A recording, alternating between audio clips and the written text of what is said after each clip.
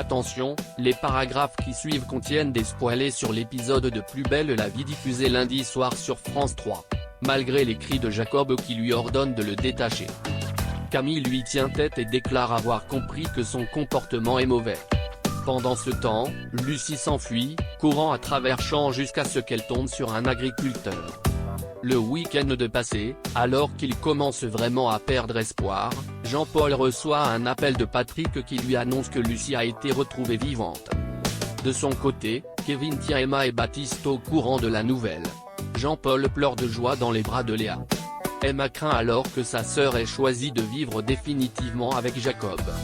Elle espère en savoir plus grâce au témoignage de Lucie et se rend au commissariat. Elle y croise Jean-Paul interdit d'interférer dans la procédure par Cissé. Emma et Jean-Paul attendent devant le commissariat, se soutenant mutuellement, tandis que Lucie est interrogée par Ariane et le docteur Friedman. La petite fille raconte qu'elle était tout le temps endormie, dans une maison en pleine campagne, et que Camille l'a aidée à s'échapper. En revanche, elle ne se souvient pas de Jacob, seulement de la casquette qu'il portait quand il l'a enlevée. Après avoir répondu à toutes les questions de la psychologue, Lucie retrouve son père et saute dans ses bras. Omar Sy, César continue de draguer Fanny. Plus tard, César apprend que le restaurant est dans une situation délicate. Celle-ci y met un terme, refusant de trahir Barbara. Il promet à Thomas et Barbara de les aider financièrement. Pendant ce temps, Frémont fait fuir les clients du bar du Mistral en affirmant avoir vu une souris.